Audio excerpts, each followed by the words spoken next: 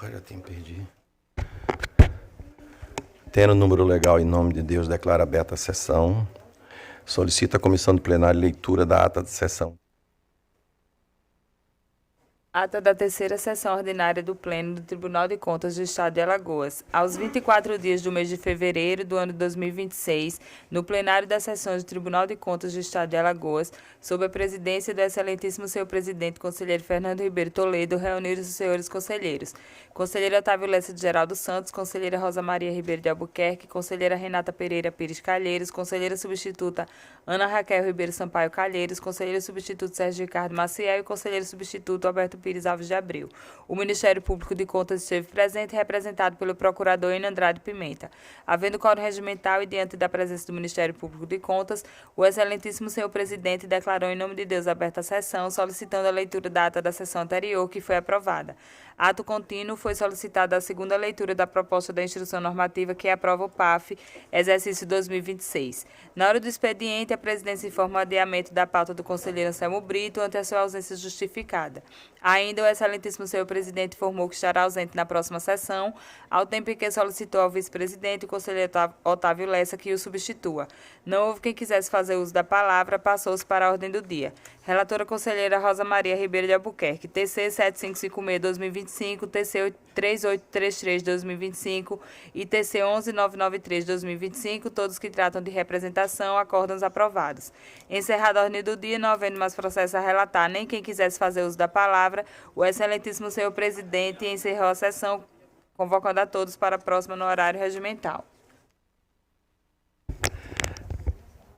Em discussão a ata. Em votação, conselheira Rosa. De acordo, presidente. Conselheiro Rodrigo. Senhor presidente, eu não estava presente. Conselheiro Anselmo. Presidente, se a ata da sessão anterior, eu não... Também não está. Então, a conselheira Raquel estava? Estava, né? De acordo. Sérgio também está. De acordo, senhor presidente. Alberto? De acordo, senhor presidente. Aprovada. Tem alguma proposta de resolução para ser lida? Hein? E uma instrução... Sim, pode dar continuidade. Proposta de instrução normativa de iniciativa da Presidência aprova o Plano Anual de Fiscalização, PAF, exercício 2026, de que trata a Resolução Normativa número 6 de 2024 e dá outras providências, lida em terceira leitura. Proposta de resolução normativa de iniciativa do conselheiro Otávio Lessa, regulamenta o sorteio das prestações de contas de governo nos termos do parágrafo 7º do artigo 1º da Lei Orgânica do Tribunal de Contas do Estado de Alagoas e dá outras providências, lida em segunda leitura. A minha segunda leitura, o ato da presidência já é a terceira leitura. Então, em votação. Pois não, conselheira Rosa. Em virtude de o nosso gabinete recebeu só hoje pela manhã uma alteração que foi feita justamente na instrução que encaminhado sobre o plano anual de fiscalização. E aí eu sugiro que nós tenhamos pelo menos mais uma leitura, em virtude dessa alteração que foi feita agora, encaminhada hoje aos gabinetes, pelo menos ao meu. E então eu vejo uma necessidade de ser melhor analisada, em virtude da exiguidade do tempo que foi agora pela manhã. Ok. Então fica prorrogado para a sessão seguinte a votação. Ok? Está facultada a palavra às senhoras conselheiras, senhores conselheiros, doutor Enio Pimenta. Não tendo quem queira fazer uso da palavra, pela ordem, conselheira Rosa.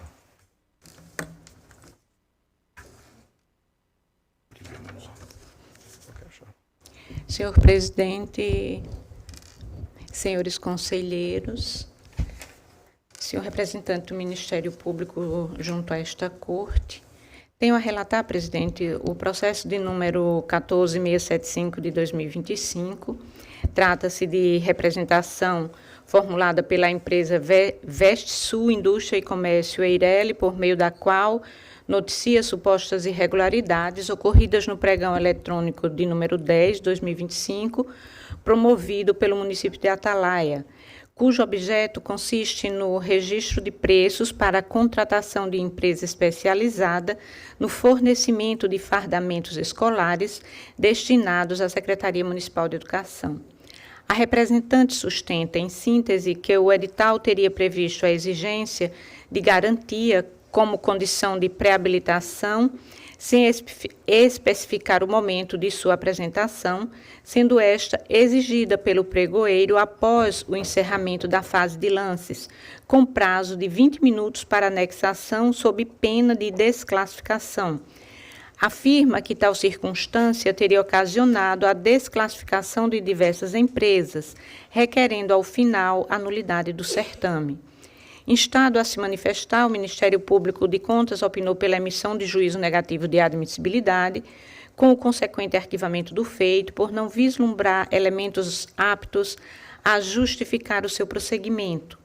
No exame dos autos, verifica-se que a exigência de garantia da proposta encontra previsão expressa no edital como condição de participação no certame, devendo ser apresentada após solicitação do pregoeiro e antes da análise dos documentos de habilitação.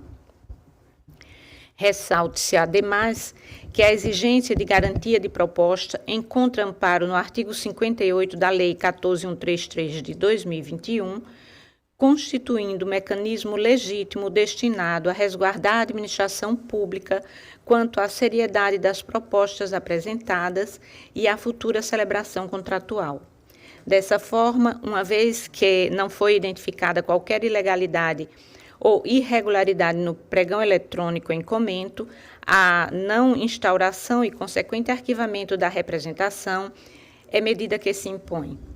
Assim, voto no sentido de não instaurar a representação, determinando-se a ciência às partes interessadas, a comunicação ao Ministério Público de Contas e, após as formalidades legais, o arquivamento dos autos. É como voto, presidente. Ok. Doutor Enio. Senhor presidente, conforme já trazido em relatório, o Ministério Público se manifestou nos autos por intermédio do parecer número 18/2026, entendendo não estarem presentes os requisitos de admissibilidade para o processamento da presente representação. Em razão disso, nos manifestamos pelo arquivamento do feito. Em discussão, o processo relatado pela conselheira Rosa. Em votação, conselheiro Rodrigo. Acompanhe a relatora, presidente. Conselheiro Anselmo. Não, Sua Excelência. Conselheira Renata. Aprovado. Continua com a palavra, conselheira. Dessa forma, a minha pauta se encerra, presidente. Obrigada. Ok. Conselheiro Anselmo. Senhor presidente, senhoras conselheiras, do Ministério Público, juntar. Eita.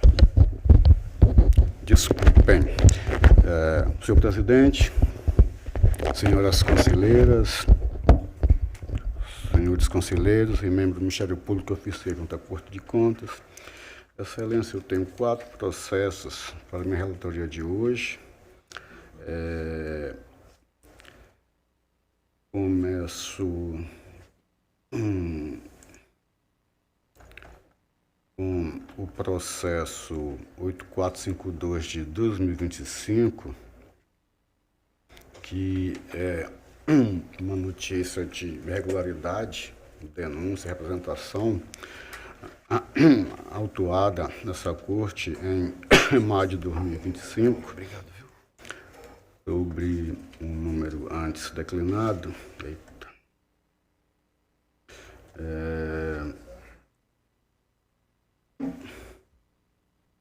Identificação formal de quem denunciou, em face do município de São José do Tapera, relatando a existência de possível irregularidade administrativa e fiscal na respectiva prefeitura, referente a contratações temporárias para o cargo de agente administrativo após a homologação do concurso público 1 de 2024.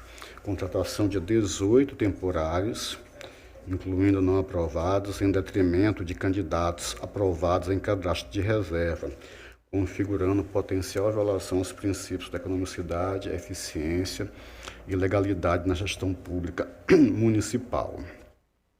O concurso em questão deu-se para provimentos de vários cargos públicos,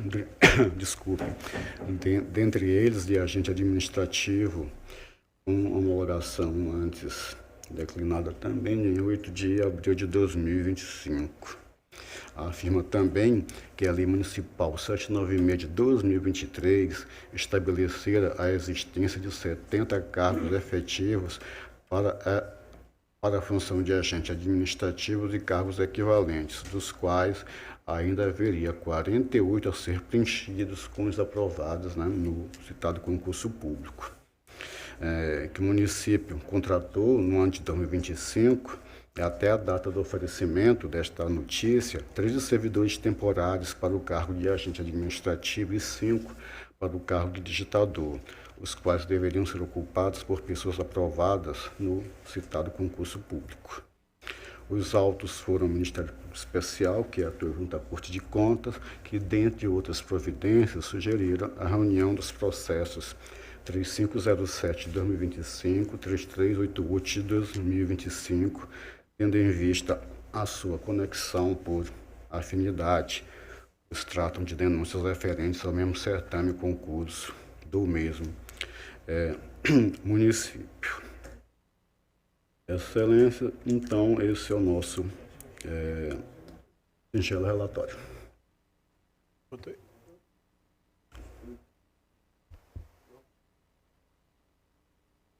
Do pleno. Ok. Doutor Enio. Senhor presidente, como trazido já em relatório, o Ministério Público também se manifestou nos autos, por intermédio do parecer 3417 de 2025, entendendo estarem presentes os requisitos de admissibilidade da presente representação, em especial colacionando a jurisprudência do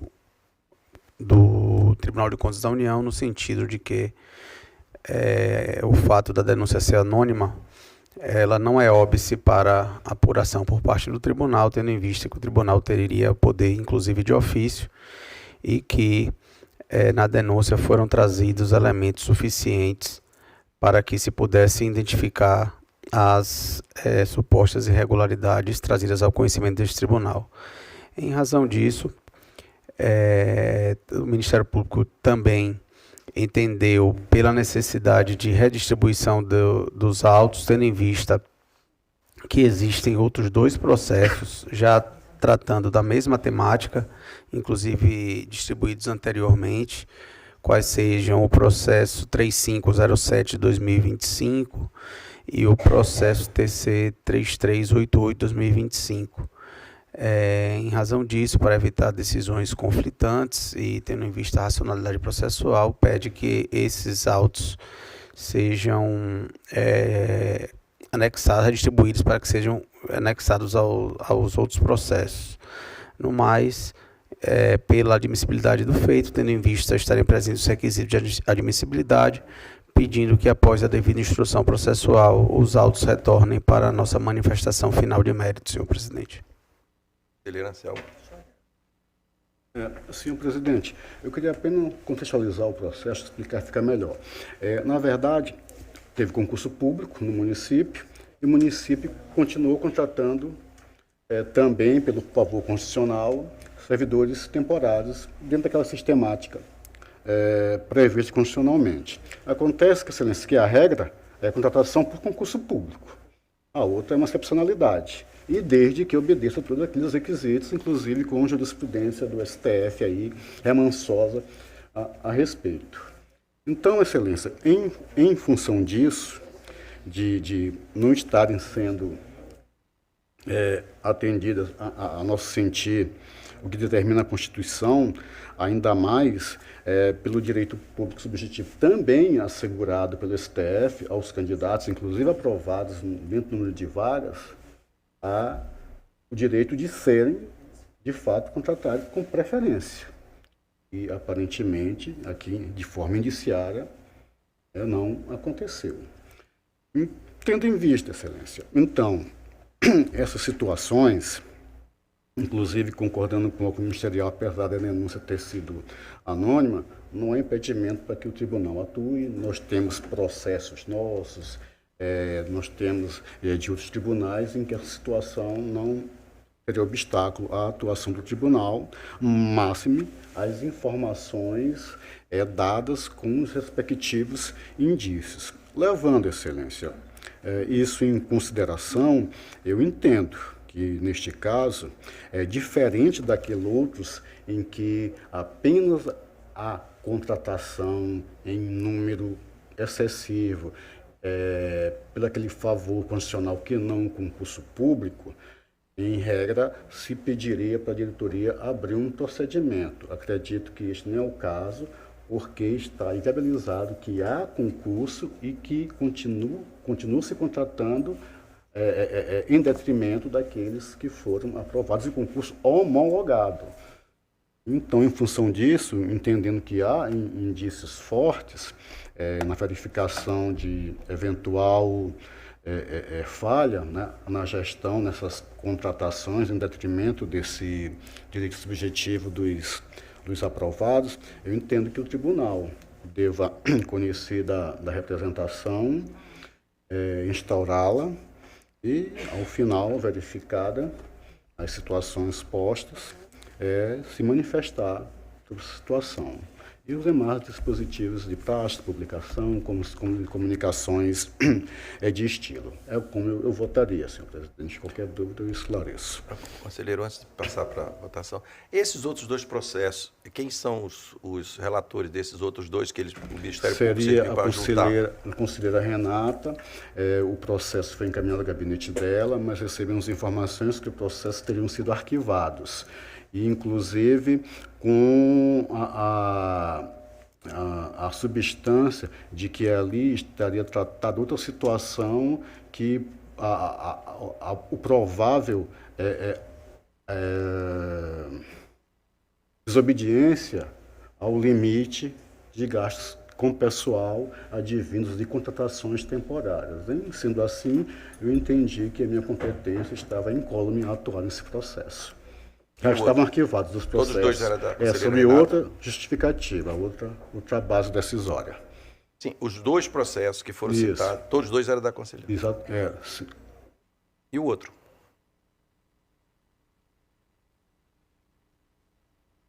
Deixa só um minutinho.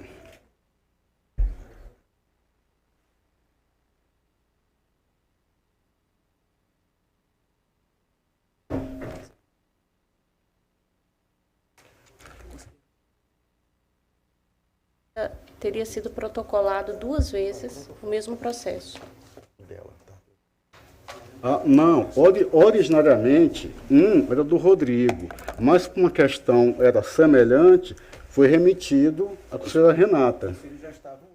Isso. Aí foram arquivados conjuntamente, né? É porque, só para esclarecer, senhor presidente, relator e senhores conselheiros, o parecer é de 6 de julho de 2025.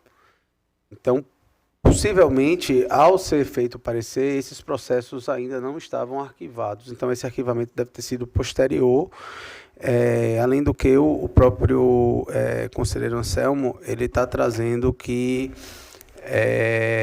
o tema de fundo, apesar de haver alguma similitude, sim, mas ele o objeto é diferente. E realmente, como os processos, foi noticiado que os processos estão arquivados, então realmente não tem como reunir, teria que ser feita a apuração em um procedimento próprio. Por isso que eu quero, porque se já está arquivado os processos, aí Vossa Excelência vai se tratar só desse, porque os outros já estão arquivados.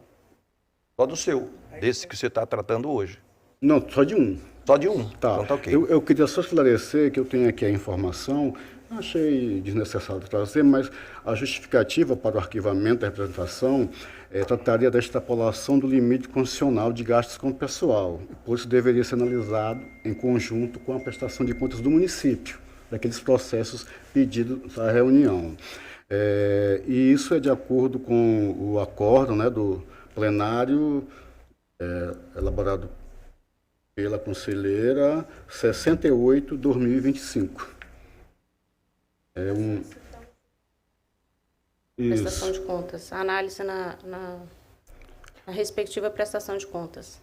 Não, tudo bem, eu acho que se esses outros já estão resolvidos, já estão definidos pelo Esses pleno, estão arquivados. Vossa Excelência vai tratar exclusivamente desse. Desse. Tá ok. Entendido. Em discussão. Em votação. Conselheira Rosa. Com o relator, presidente. Conselheira Maria Cleide. Com o relator, presidente. Conselheira Renata. Com o relator. Tá? O conselheiro Rodrigo não vota do processo por alegar, alegou suspeição. Continua com a palavra, conselheiro. Aprovado.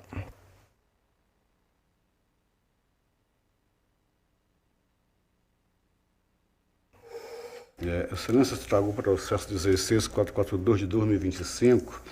É um processo, na verdade, uma representação, denúncia em desfavor do consórcio intermunicipal do Agreste Lagoano, com a Agreste. O presidente, à época, acho que ainda, não acredito que permanece, seria o gestor do município de...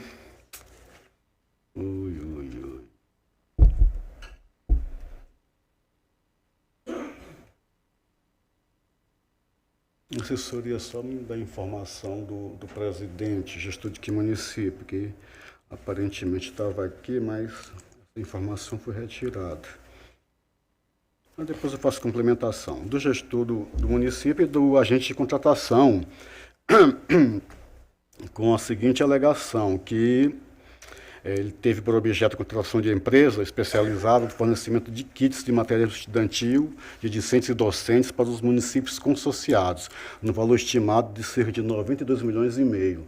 Esse processo é muito parecido com um processo que recentemente eu trouxe de vista, de relatoria do conselheiro Rodrigo, com relação ao fornecimento desses kits escolares, da questão do fornecimento de forma separada por itens ou de consolidação desses itens num lote. Então, a discussão toda, que a regra é fazê-lo por item, não por lote, não há proibição, embora o lote, a explicação para a adoção desta junção tem que estar tecnicamente muito bem explicada, e situações do gênero.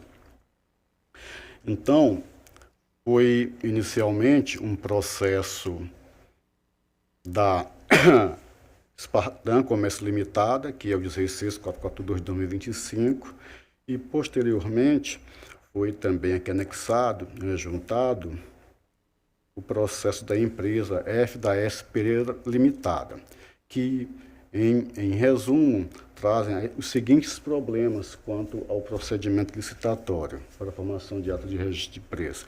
Aglutinação de itens de fabricação diversa no mesmo lote, que vai introduzir, itens com especificações exclusivas e fora de prateleira, que seriam alguns itens especificados, regras esquadras, para quem tenha problemas relacionados à visão, dentre outras situações. E também prazo exíguo para a apresentação da amostra.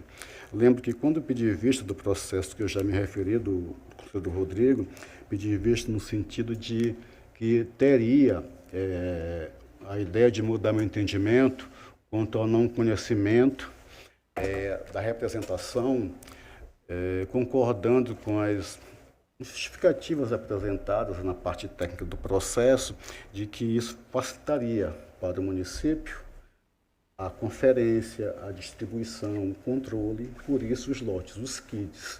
Mas verificamos que, pelo menos naquele processo, não foi o que aconteceu, que estavam entregando as coisas de forma separada e o município estava acabando montando e fazendo a entrega.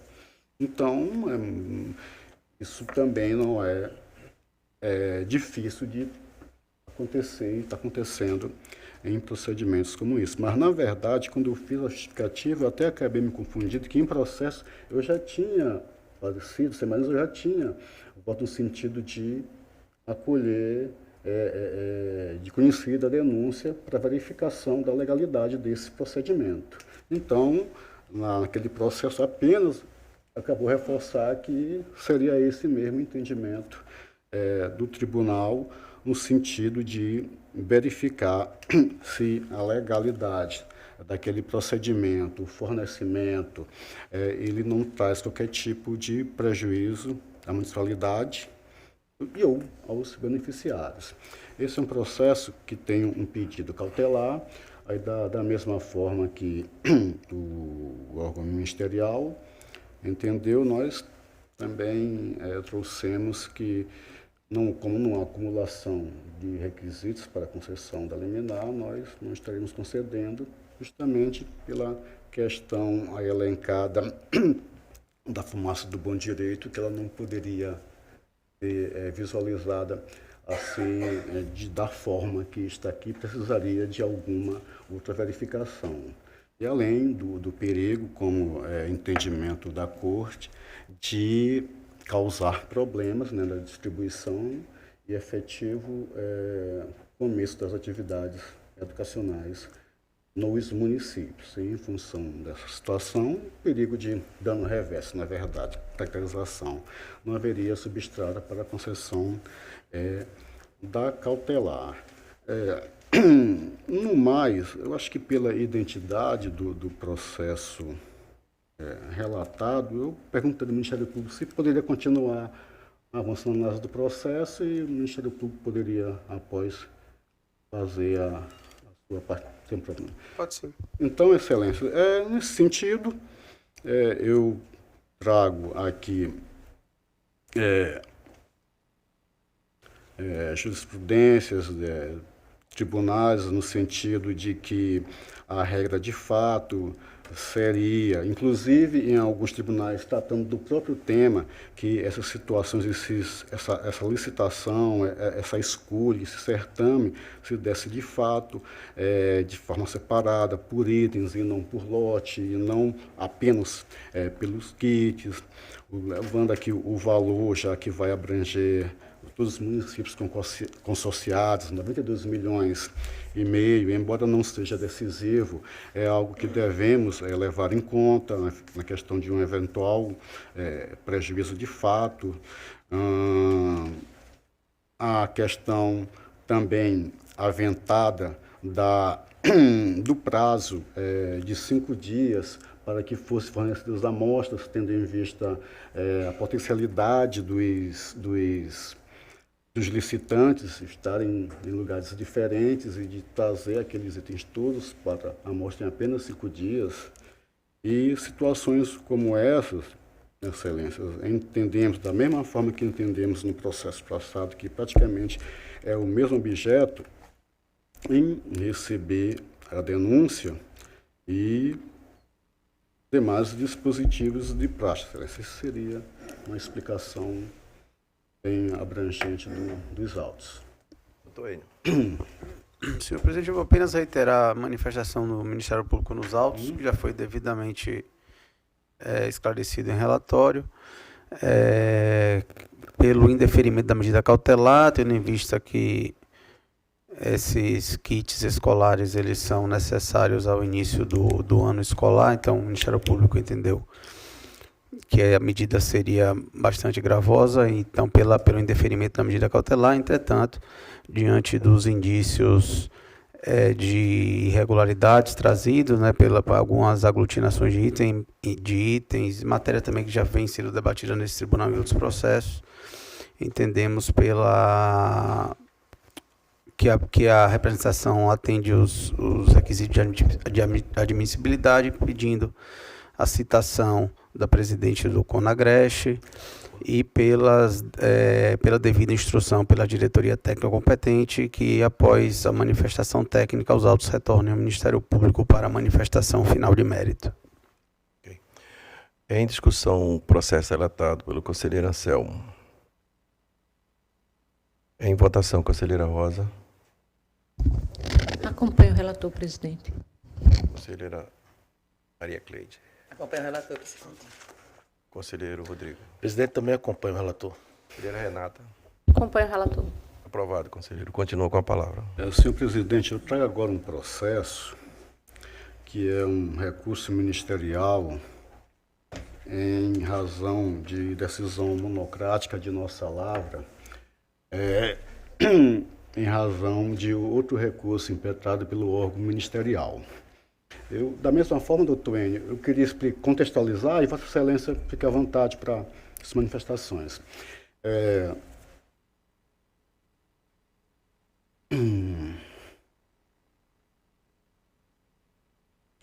Só um minutinho, senhor presidente. Deixa só eu disponibilizar aqui.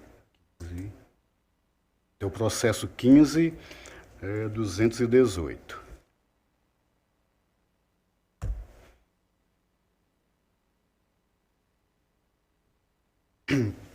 É um agravo em recurso de reconsideração, tecnicamente, corretamente falando, senhor presidente.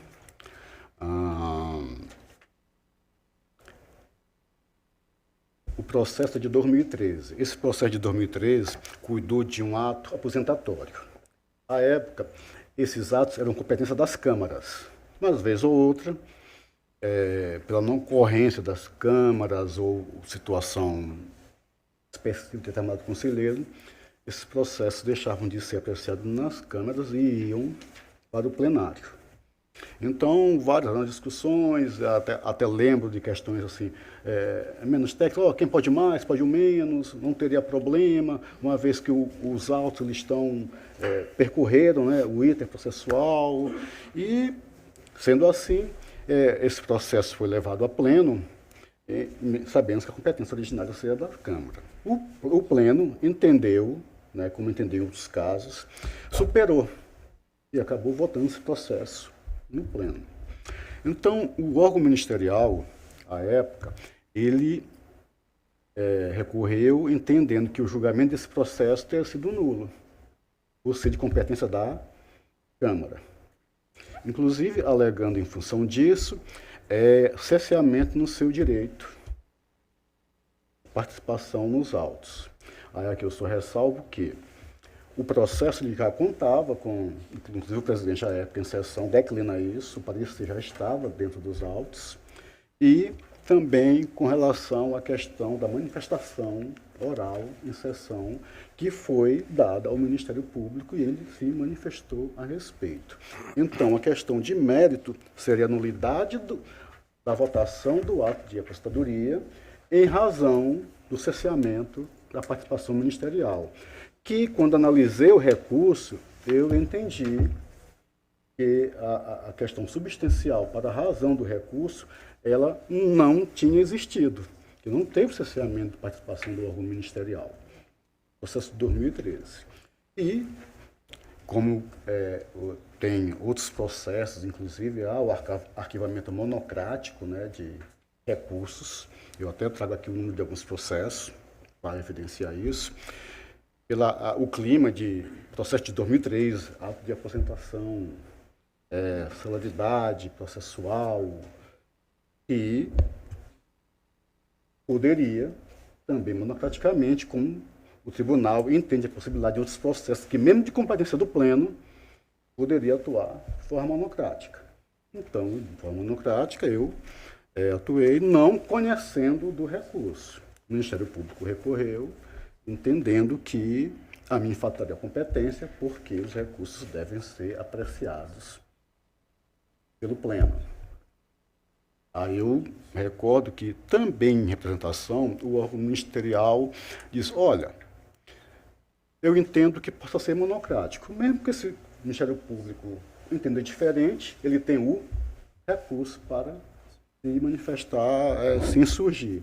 E, aparentemente, resguardada as circunstâncias, foi o que aconteceu. De fato, decidido democraticamente, o Ministério Público agravou, entendendo que essa decisão deveria ser no pleno. Eu, Excelência, assim explicando, entendo que os requisitos para este recurso, eles estão presentes. Então, eu entenderia em conhecer do recurso, mas não provê-lo. E a razão é a mesma do não provimento do recurso originário, tendo em vista a inexistência daquele cerceamento de atuação do órgão ministerial, não a questão meritória em si de julgamento do processo. Embora eu aqui possa avançar, posso explicar, vejam só, é um processo de 2013. Vamos fazer um juízo aqui de futurologia. Esses provimentos que fossem considerado nulo o julgamento que fôssemos rejulgar aquela aposentadoria de 2013, algo que já estaria no patrimônio do beneficiário, inclusive não mais no dele, já passado para a pensionista. Nós iríamos acabar contrariando o entendimento das Cortes Superiores, dado o tema 445. Ou seja, o risco de trazermos mais insegurança jurídica do que uma regularização processual. E, assim, mesmo considerando, e eu não estou considerando que tenha havido uma nulidade, ou relativa ou absoluta, mesmo assim, como não houve prejuízo, também entendo que não teria sentido, se fosse o caso, declará-la, reconhecê-la. E isso avançando, fazendo um juízo só para contextualizar. E nesse sentido, Excelência, eu aqui reitero que mesmo conhecendo do recurso, não dou seguimento em razão da situação apresentada, senhor presidente. Doutor Henrique. Sim, relator, na verdade, o agravo do Ministério Público, ele é justamente porque o não conhecimento do recurso que deveria ter sido apreciado no plenário, ele foi apreciado de forma monocrática. Isso. Em razão, esse recurso agora, esse agravo, é justamente contra a decisão monocrática, né, que não conheceu do recurso de reconsideração. Nesse caso, Vossa Excelência, então, está provendo o recurso, entendendo que a decisão deva ser tomada pelo Pleno, não é isso? Não, eu estou... Você está conhecendo do recurso e mantendo uma decisão anterior monocrática pelas razões que aleguei. Seria, inicialmente, daquele recurso inicial, a inexistência dos fundamentos para aquele recurso e a possibilidade de fazermos de forma monocrática. É nesse sentido que eu estou entendendo em não prover o recurso. Mas, Excelência, a lei orgânica do tribunal ela é peremptória nesse sentido, Sim. de que o recurso deve ser apreciado pelo Pleno. Então, o entendimento do Ministério Público, então eu vou reiterar as razões do agravo, né, no sentido de que ele deve ser conhecido e provido, a fim de que o recurso de reconsideração seja apreciado pelo Pleno e que essa decisão ela não possa ser tomada de forma monocrática em razão da própria lei orgânica do tribunal estabelecer que os recursos de reconsideração devem ser apreciados em plenário. Então, vou reiterar as razões de recurso. No meu entendimento, deveria, né, em sendo provido o recurso de agravo, aí deve ser pautado o recurso de reconsideração para que, trazidas todas as razões do recurso de reconsideração, a matéria seja apreciada no seu todo pelo plenário. Então, vou reiterar os termos do agravo ministerial, dos presentes autos, a fim de que o agravo seja conhecido e provido, de modo que o recurso de reconsideração impetrado pelo Ministério Público, ele seja pautado e decidido pelo Pleno desse Tribunal de Contas do Estado, senhor presidente. É essa a manifestação ministerial. Pois não. Pode falar. Eu só queria fazer aqui um acréscimo. Eu queria aqui apenas trazer como exemplos e informei ontem que há outros recursos em que aconteceu o arquivamento monocrático. Eu até entendo que talvez, aí, com todas as vezes ao colega, o entendimento do procurador nesse sentido, mas nesse mesmo processo, em sessão, teve mais 3 outros processos. E a minha decisão também foi a mesma, claro, com beneficiários diferentes, no mesmo sentido. E todos os outros processos são arquivados. inclusive entendendo em maior número o Ministério Público por essa possibilidade. O próprio relatório da Corregedoria, não sei se anual ou semestral, anual, ele traz recursos arquivados de forma monocrática, meus e de outros jogadores. Então, não é uma realidade nova no tribunal esta possibilidade.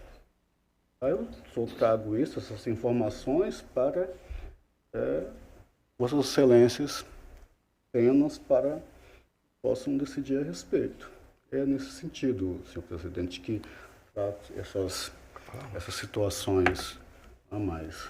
Conselheira Rosa. Presidente, eu vou pedir vista do processo, em virtude de eu me sobreveio uma dúvida e, Tá ok. se possível, eu vou pedir vista. Não, Ainda tudo bem. estamos em discussão, posso solicitar vista. Sim, sim, claro. Então, vista do processo para a conselheira Rosa. Eu só queria aproveitar, conselheira, já que Vossa Excelência já pediu vista, duas coisas que eu acho que a gente tem que observar. Primeiro, se, como o conselheiro colocou, que já existia manifestação, esse é o fato principal. Se o Ministério Público, por algum motivo, doutor Enio, esse fato é o determinante para o andamento das coisas. Ou seja, pode passar por qualquer um. A gente tem um erro humano, volta e resolve. Não é? A outra coisa é com relação, essa é a minha opinião, com relação à parte de você decidir monocraticamente, está lá no regimento. Mas eu vejo o seguinte também, eu não lembro na época, eu estou tentando lembrar, não consigo, se por algum motivo veio para o pleno, aí também eu fico na dúvida com relação ao regimento, aí o pleno teria que decidir.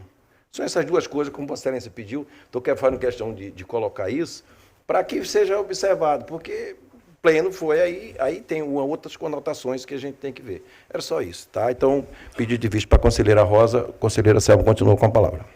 Só para também acrescentar, a jurisprudência, não se voto agora, inclusive a antiga, a época, né, em que, mesmo havendo no Código de Processo essa possibilidade plenária, entendeu, inclusive, o ministro Fux, né, ainda integrante da Corte Especial do STJ, e haveria a possibilidade do julgador reconhecer de forma monocrática, não conhecer do recurso. Ele explica, faz um arrazoado, cita situações e até complementa também que, em não conhecendo daquele recurso, ele sequer contrariou a decisão do órgão colegiado. Então, isso daria mais substância para o reconhecimento, não conhecimento do recurso via monocrática, em situações outras, ausência de prejuízo. Mas, falar no voto, senhor presidente. Excelência, eu tenho um processo derradeiro, é um processo de vista do conselheiro Rodrigo. Um processo extenso, Excelência. E eu estou aqui com uma urgência, uma possível urgência médica. Eu não queria começar o processo e ter que abandoná-lo pelo meio. Assim eu pediria ao conselheiro Rodrigo, a Vossa Excelência, a gentileza. Eu posso adiar? Sim, ok. Então, Excelência, eu retirando de pauta. Retirando de pauta. Hein? Retirando Eu mesmo. não posso adiar, porque ele já veio adiado. Bom, tudo bem, então retirado de pauta. Qual o número do processo, conselheiro? Só para eu... É o número...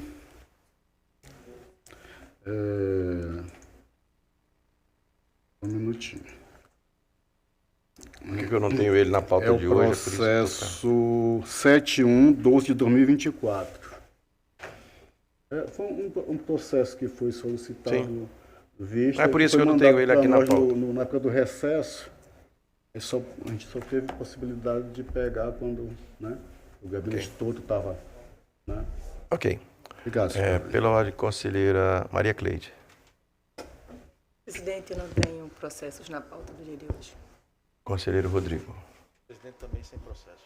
Conselheira Renata. Senhor presidente, senhoras conselheiras, senhores conselheiros, representantes do Ministério Público.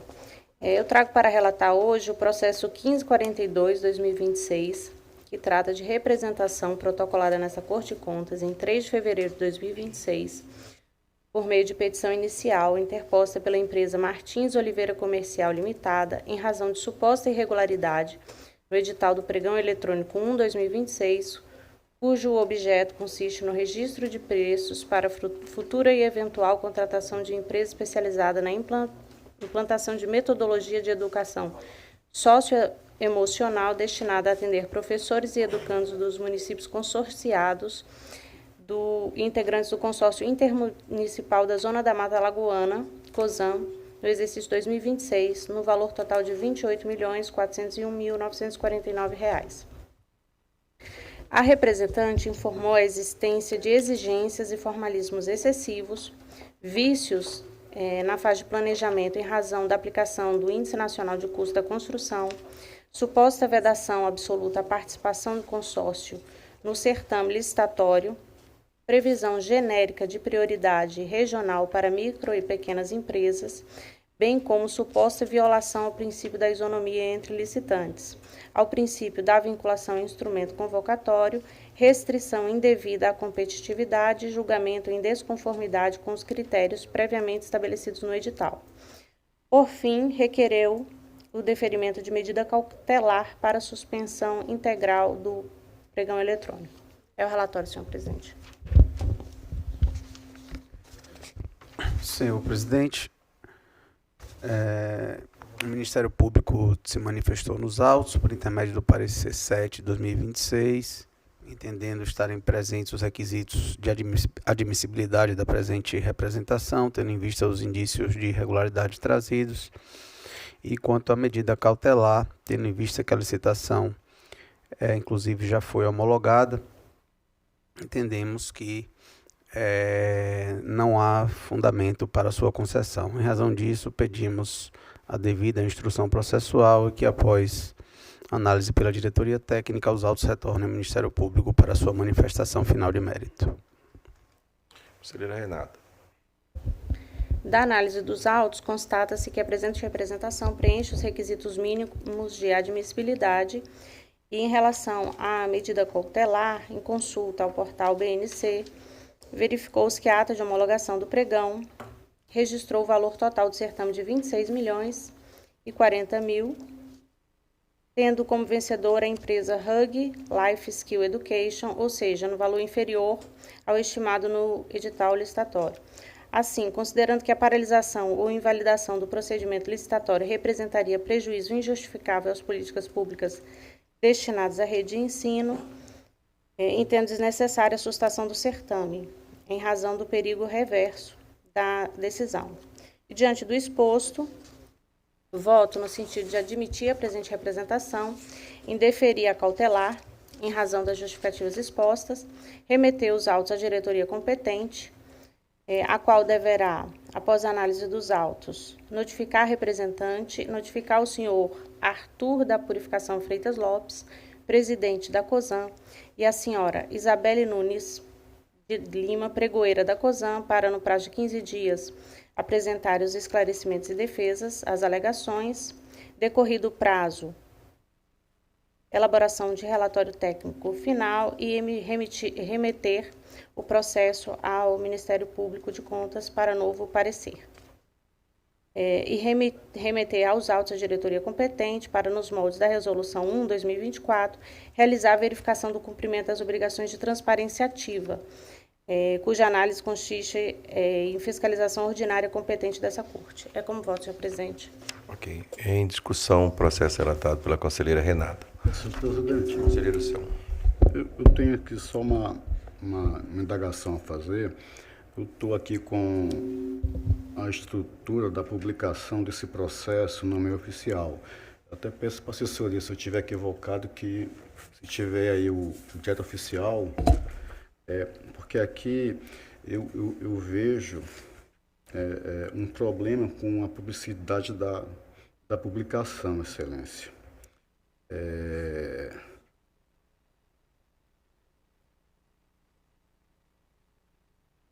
não há publicação do órgão gestor nem do denunciado. Parece-me que a pessoa que consta aqui seria a representante legal da empresa denunciante.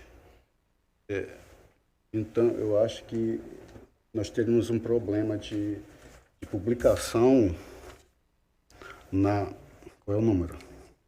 Na pauta, não tem referência ao denunciado, ao potencial gestor. Eu acho que isso traria algum problema na defesa. Eu chamo atenção para isso, mas se o tribunal entender ultrapassar, eu verifico aqui. Não consta de fato o nome do consórcio, do gestor responsável. A pessoa que está aqui aparentemente é a representante legal da empresa denunciante. Então, acho que isso acaba por...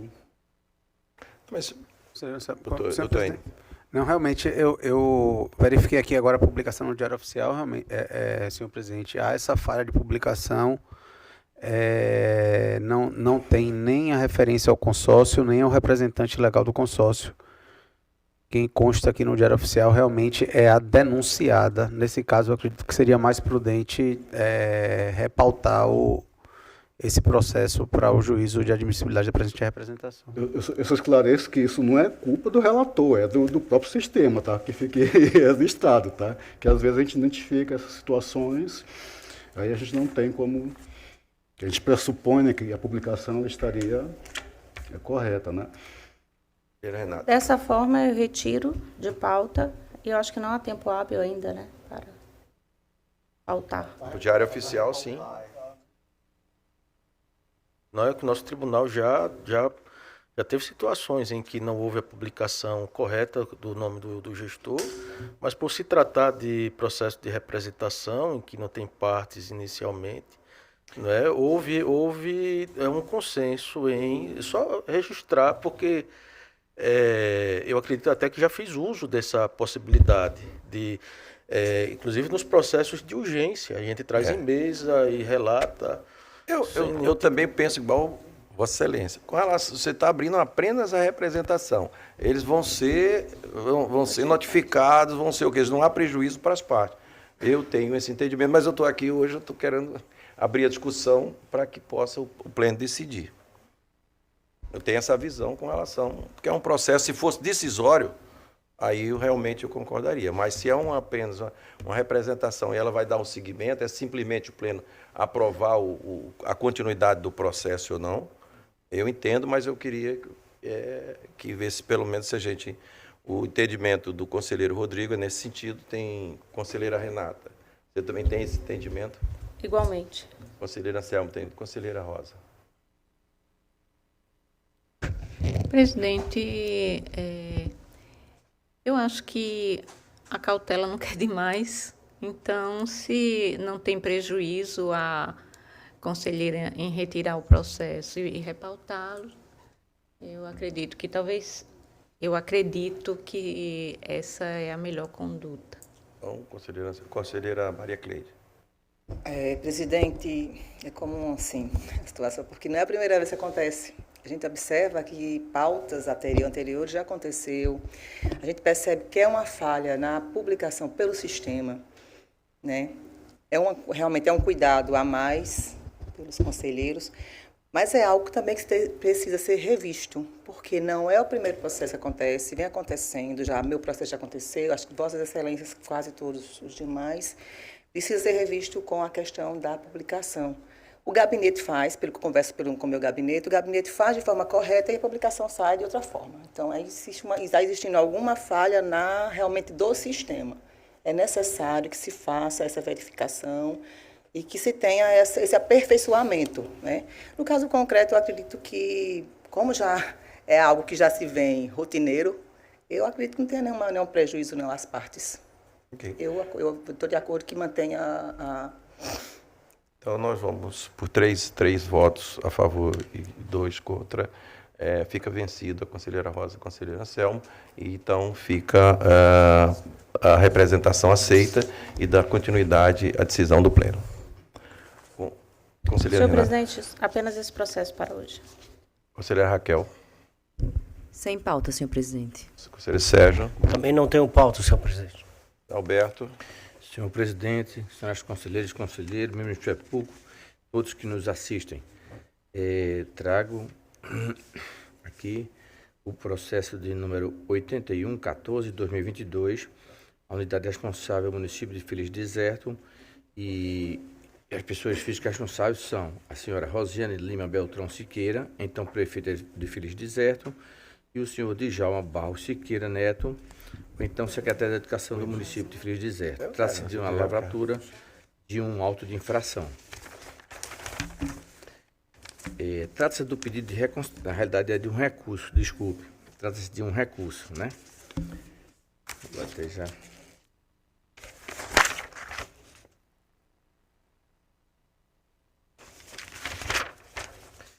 Trata-se do pedido de reconsideração interposto por senhora Rosiana Lima Beltrão Siqueira e o senhor Djalma Barros Siqueira Neto, em face da decisão monocrática de número 85 de 2025, proferido no processo de número 8114/2022, que determinou o encaminhamento dos autos ao FUNCONTAS para a confecção de minuta de auto de infração, aplicando-se-lhes multa individual no valor de R$2.000 em razão de descumprimento de diligência requerida pelo relator nos termos do artigo 143, inciso 4 da nossa lei orgânica, combinado com o artigo 1º, inciso 1 da resolução normativa número 4 de 2023.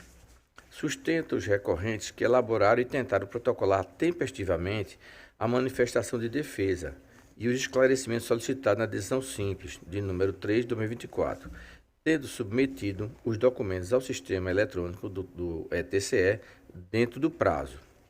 A alegação deles. Alegam, contudo, que teria ocorrido falha técnica no sistema de peticionamento eletrônico, pois, embora tenha havido confirmação de envio, os documentos não teriam sido efetivamente anexados aos autos. Argumentam que a ausência de defesa não decorreu de desídia, omissão, mas de erro do sistema eletrônico desta Corte de Contas, alheio à sua vontade, requerendo a reconsideração da decisão com análise de manifestação defensiva e dos documentos comprobatórios, bem como solicitando a anulação da penalidade aplicada. O feito foi encaminhado ao Ministério Público de Contas para manifestação acerca do pedido. O parquê apresentou pronunciamento por meio do despacho MPC 407/2025 RS, requerendo a adoção das seguintes medidas. Entre aspas, do exposto, nos termos do artigo 73, combinado com o artigo 103 da Lei Orgânica, o Ministério Público de Contas requer ao eminente relator as providências necessárias ao saneamento dos autos, sob pena de nulidade consubstanciada na efetiva lavratura do auto de infração e, ato contínuo, realização da instrução do processo pela unidade técnica competente, nos termos do artigo 74, parágrafo 2º da Lei Orgânica, e emissão do parecer/relatório final conclusivo. Igualmente, reiteram-se todos os termos do despacho 370/2025, peça 17, para que seja realizada a submissão da representação ao plenário desta Corte para a deliberação quanto ao juízo de admissibilidade e, em caso de juízo positivo, a regular instrução do feito. A fim de averiguar as alegações formuladas pelos recorrentes, os autos foram encaminhados à Diretoria de Tecnologia, que apresentou a seguinte manifestação. Em atendimento ao despacho 681/2025 deste relator, que determinou o encaminhamento dos autos à Diretoria de Tecnologia para análise da alegação de suposta falha no sistema de protocolo de petições, foi realizada a verificação no sistema GLPI, Gestão de Serviços, abrangendo os meses de setembro e outubro de 2025, com o objetivo de identificar registro de problemas, falhas ou indisponibilidades relatadas por jurisdicionados, cidadãos ou advogados juntos à Central de Serviço, responsável pelo atendimento inicial e registro de chamadas. Resumidamente, a DTI informa que, diante da inexistência de incidentes na data de 8/10/2025, especificamente a data alegada pelo recorrente, O documento confirma a operação contínua e ininterrupta dos serviços essenciais, conforme as métricas de monitoramento analisadas. É o relatório, senhor presidente.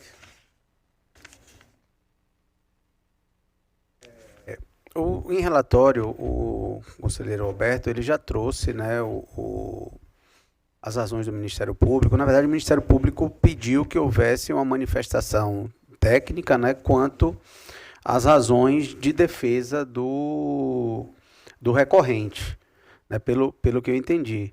O recorrente alega que havia alguma falha no sistema e não conseguiu enviar a documentação, e a DTI, analisando essa defesa, afirmou que o sistema estava na sua operabilidade normal e que não houve nenhuma falha de sistema. É isso, conselheiro Roberto?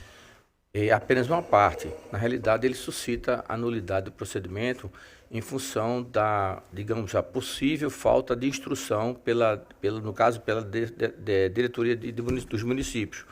Mas, já que Vossa Excelência está aí colocando, é porque, adiantando, na realidade, não ocorreu isso, porque isso é uma fase preliminar e aqui estamos tratando apenas sobre uma possível auto-infração e não no processo em si de representação. Sim, mas no processo de auto de infração, o entendimento do Ministério Público é que, tendo a apresentação de defesa, essa defesa deve ser analisada pela unidade técnica com suas razões e que, posteriormente a essa análise técnica, os autos devem ir ao Ministério Público para se manifestar sobre o mérito do auto de infração.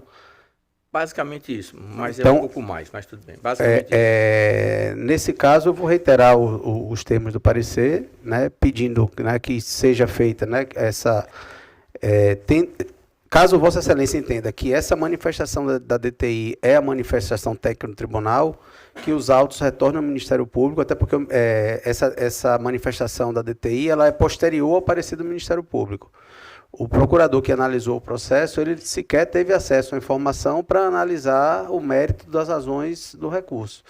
Em função disso, né, já que houve essa manifestação do tribunal, eu vou pedir que os autos retornem ao Ministério Público para a manifestação do procurador responsável no processo.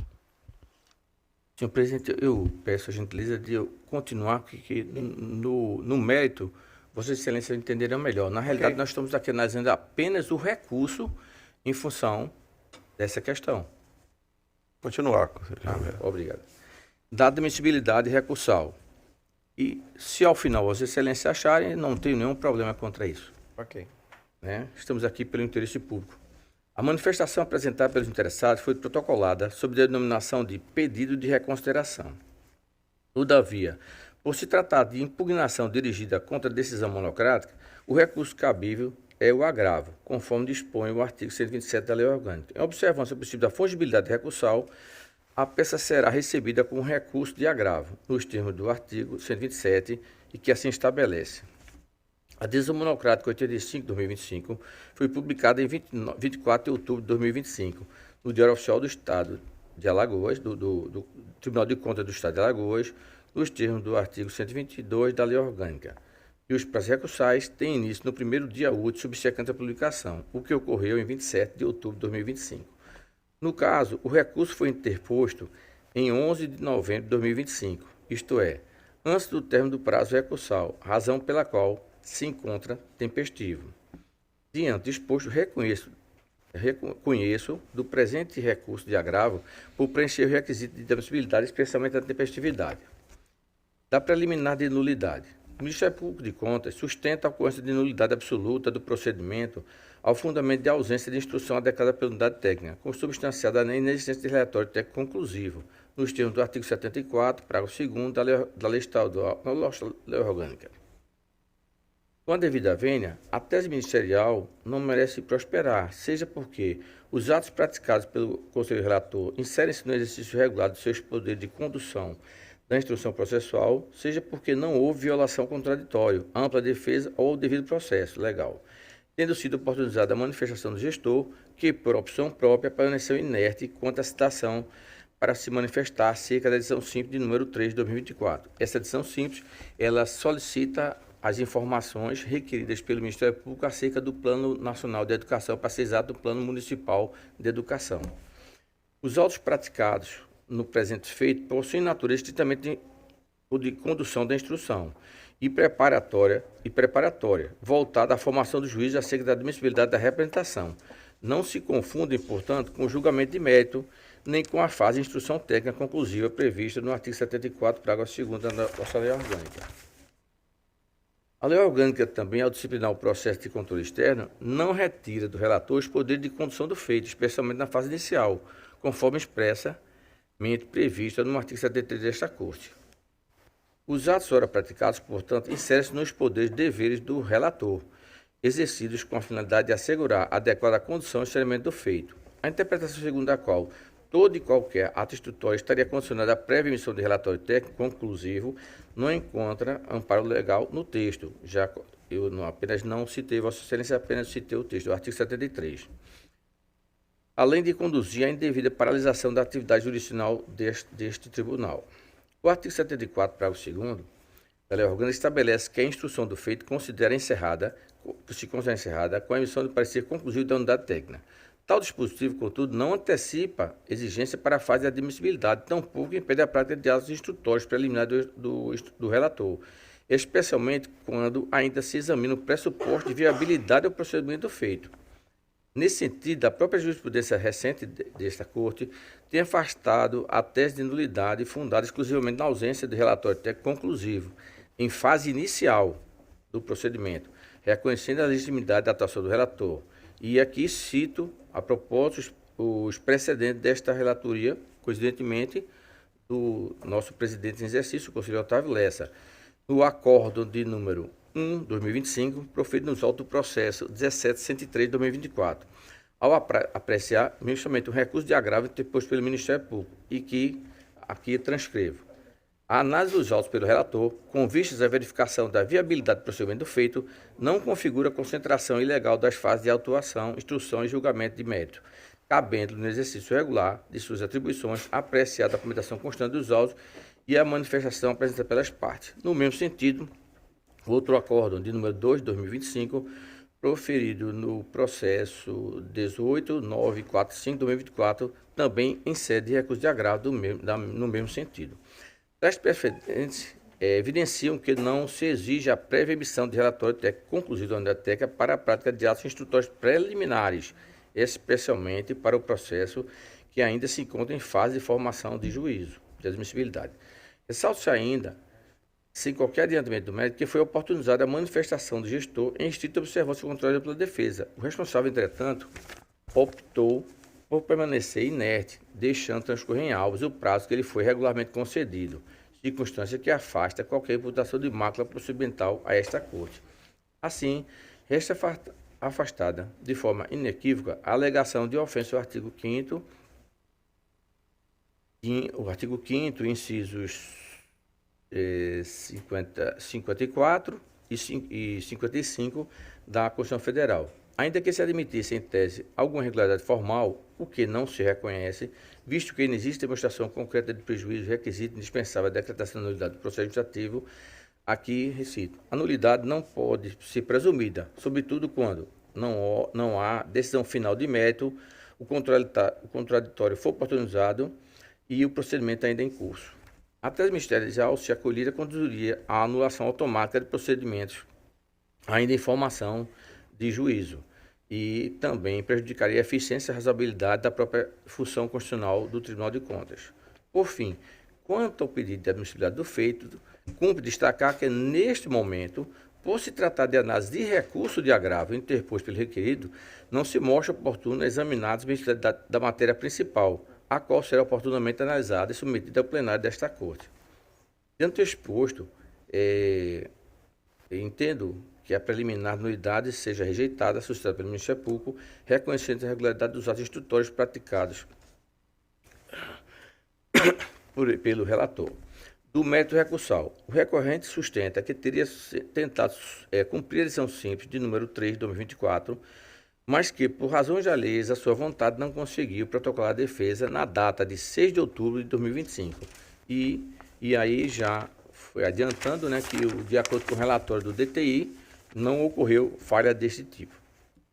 E desse modo, ainda que se admitisse, em tese, A apresentação de justificativa no dia 6 de outubro de 2023, tal manifestação não teria condão de afastar a infração consumada, consistente no descumprimento de diligência do prazo regular fixado, e que culminou no encaminhamento ao FUNCONTAS para a lavratura do auto de infração da sanção aplicada. Através da decisão de número 85 de 2025, no entanto, protocolada dentro do sistema sob o número 98 de 2025.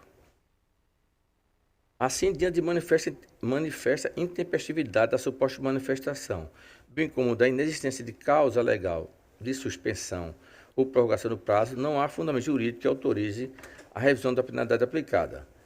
Também cumpre informar que o auto de infração ainda não foi lavrado, porque a defesa foi protocolada antes da sua lavratura, de acordo com a informação do FUNCONTAS. Então, ante o exposto e entendendo pelo não provimento do recurso, para que seja integralmente preservada a ação monocrática de número 85 e pelos seus próprios fundamentos, proponho a Vossas Excelências que decidam no sentido de conhecer do recurso interposto o preencher os requisitos formais de admissibilidade, contra a preliminar de nulidade, registrar a preliminar de nulidade pelo Ministério Público de Contas, reconhecendo a regularidade dos atos institutórios praticados pelo Conselheiro Relator e a inaplicabilidade do artigo 74, parágrafo 2º desta Corte, no momento processual em exame, e a inexistência de violação contraditória pela defesa do devido processo legal. No mérito, negar-lhe provimento, uma vez que a manifestação foi protocolada após o transcurso do prazo legal para sua apresentação, conforme já fundamentado na proposta de decisão, caracterizando o manifesto em tempestividade e inexistente respaldo jurídico que autorize a sua apreciação da revisão. Dá ciência ao FUNCONTAS nos termos desta decisão e dá publicidade ao presente acordo, de acordo com Vossas Excelências, e a publicidade para o fim de direito. É como eu apresento essa proposta para Vossas Excelências. Em discussão, o processo relatado pelo conselheiro Alberto. Em votação, conselheira Maria Cleide. Acompanho a proposta do conselheiro Alberto. Conselheiro Obrigado. Anselmo. Com o relator, senhor presidente. Conselheiro Rodrigo. Também com o relator, presidente. Conselheira Renata. Com o relator. Aprovado. Continua com a palavra, conselheiro. Encerro minha pauta por hoje, senhor presidente. Obrigado. Então, terminando a ordem do dia, eu queria só inverter na ata da sessão, com relação ao processo que ia ser pautado novamente.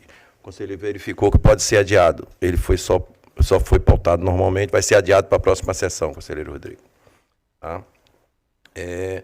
Vou solicitar aí na próxima sessão dar uma informação sobre essa falha que está existindo no DTI com relação ao preenchimento total, e aí alguém do DTI vem ou eu mesmo trago a informação com relação a isso. Tá? É só isso, gente. Está com facultar a palavra às conselheiros e doutor Enio. Conselheira Maria Cleide. Na ordem do dia, com relação a essas representações, a gente vem acompanhando que essas representações estão sendo bem a pleno, mas na prática nós não tem ainda um resultado final. Observa-se que todas as representações estão vindo a pleno, estão sendo instruídas, e após isso, eu digo isso por conta do meu gabinete, que até agora não conseguimos chegar ao ponto final, do processo, com um resultado esperado. Então, é só essa observação que quero fazer neste momento com relação às representações que realmente não estão sendo conclusas. Não sei se no gabinete de Vossa Excelência tem esse problema, porque no meu gabinete, até agora, realmente eu não tenho nenhum processo concluso para que eu possa trazer aqui para o Pleno. Então, nós sabemos da questão que estão sendo priorizadas as prestações de contas, mas não menos importantes são as representações. Então, eu gostaria que fosse feita essa avaliação pela presidência. Ok, presidente. Obrigada. As duas respostas, conselheiro Selma. Eu, mais uma vez, reiterar meu posicionamento, que eu entendo que a principal competência constitucional do tribunal, ela pode estar sendo olvidada, que é o julgamento das contas de gestão. Eu não falo contas de gestão de administração indireta, falo contas de gestão dos senhores prefeitos. Essa, no meu sentir, é a principal competência constitucional do Tribunal de Contas. Quero deixar isso registrado, que eu já, ano passado, falei isso, eu estou aqui no começo de 2026 reiterando essa situação para que a gente não perca isso de vista, senhor presidente. Muito obrigado. Ok.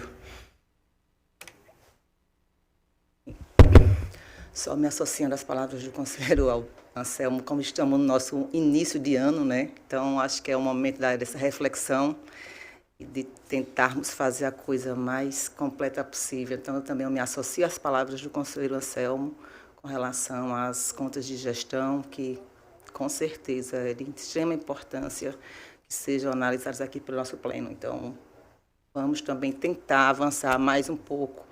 Já avançamos muito, mas acredito que possamos mais. Obrigada, presidente. Ok, conselheiro, obrigado.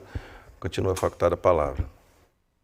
Não tendo quem queira fazer uso da palavra, está encerrada a sessão, convocando para a próxima terça-feira no horário regimental.